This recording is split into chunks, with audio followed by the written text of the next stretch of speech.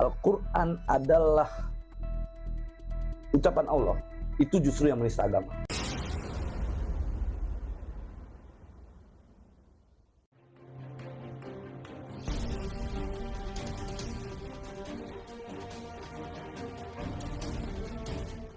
Assalamualaikum warahmatullahi wabarakatuh. Ketika ada yang mengatakan bahwa Al-Quran adalah kalam Muhammad, maka tentu sungguh dangkal keilmuan pemikiran mereka. Belajar lagi. Tidakkah kalian mendengar kisah bagaimana ketika Umar bin Khattab adalah singa padang pasir, orang yang keras dan tegas pada saat dia mau mencari hendak membunuh Rasulullah Muhammad, yang pada saat itu Rasulullah Muhammad tidak berada di lokasi itu. Dan kemudian Umar bertemu dengan Nu'ain bin Abdullah, dan Umar bertanya, "Wahai Nu'ain, ada di mana Rasulullah Muhammad? Di mana dia? Di mana orang itu? Aku akan membunuhnya," kata Umar bin Khattab. Apa kata Nu'ain? "Dia ada di Darul Arqam bersama adikmu Fatimah." Akhirnya Umar semakin beringas, mendidih darahnya. Dia bergetar jiwanya, kemudian dia lari pergi mengejar di mana keberadaan Rasulullah Muhammad. Yang pada saat itu dia bertemu dengan Fatimah. Fatimah kemudian ketika pada saat bertemu dengan Umar, tak sengaja tiba-tiba tersempul keluar dari belakang bajunya lembaran suhuf. Apa suhuf itu? Mushaf, lembaran tulisan Quran. Yang pada saat itu Umar tak sengaja membuka lembaran itu yang bertuliskan surat Taha.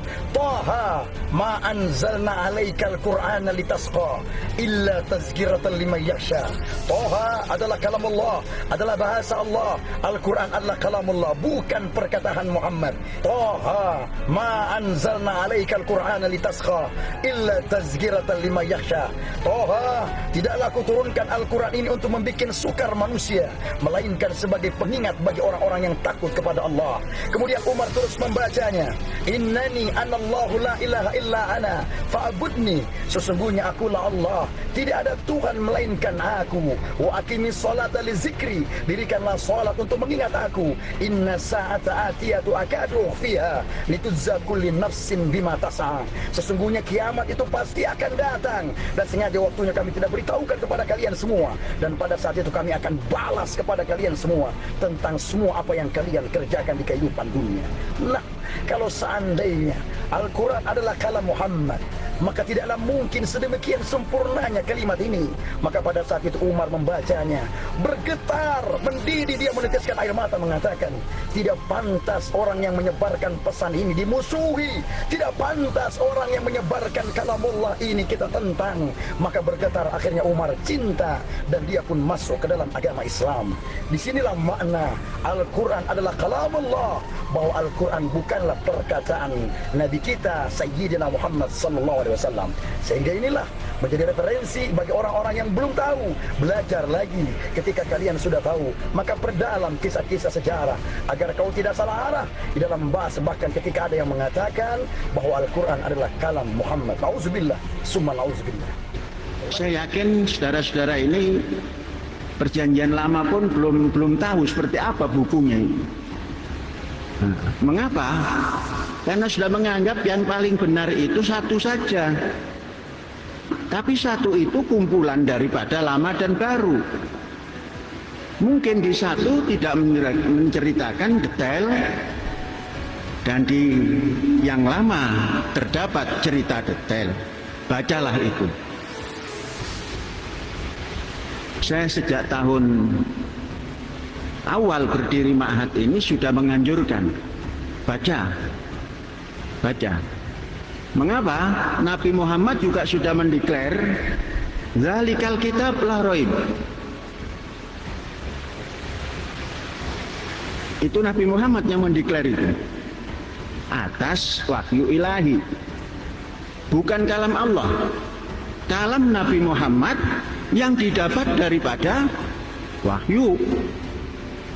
Nah, kalau Allah berbahasa Arab, susah nanti ketemu dengan orang Indramayu. Prewek itu nggak ngerti.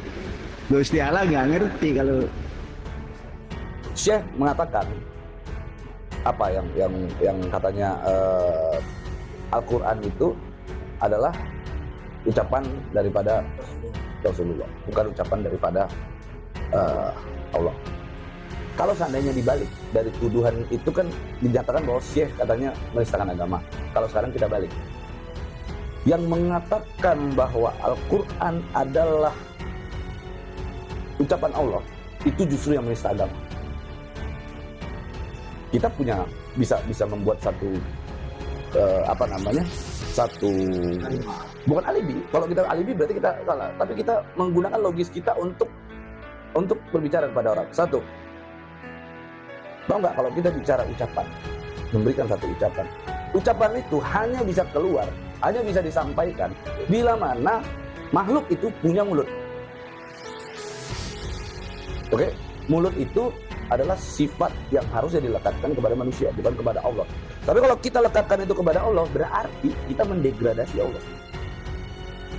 Bolehkah kita mengatakan bahwa orang yang mengatakan bahwa Al-Quran adalah ucapannya Allah, lalu kita katakan itu sesat? Oke, satu. Yang kedua, Al-Quran itu artinya apa sih? Bacaan. Nah, ya, saya ini kurang bukan orang yang jago-jago agama banget, tapi kalau basic ikhlas mah paham lah gitu ya. Nah, sekarang Al-Quran itu artinya bacaan. Oke. Bacaan bisa ada karena ada yang menulis. Ya dong, kalau nggak ada nggak mungkin ada bacaan. Kita buat satu bacaan nih, berarti ada yang nulis. Nah, dari sejarah siapa sih yang menulis Al-Quran? Sahabat Rasul, ada 4 orang. Mereka ini, pertanyaan saya, mereka ini mendapatkan wahyu atau firman Allah ini langsung dari Allah atau mendengar dari Nabi? Dari Nabi. Nabi mengucapkan kepada mereka itu menggunakan kata-kata bukan? Ya. Itu disebut kalam bukan?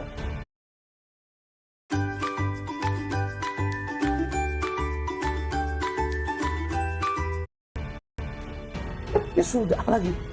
Pusing. Jadi logik bermain. Lalu karena ada permasalahan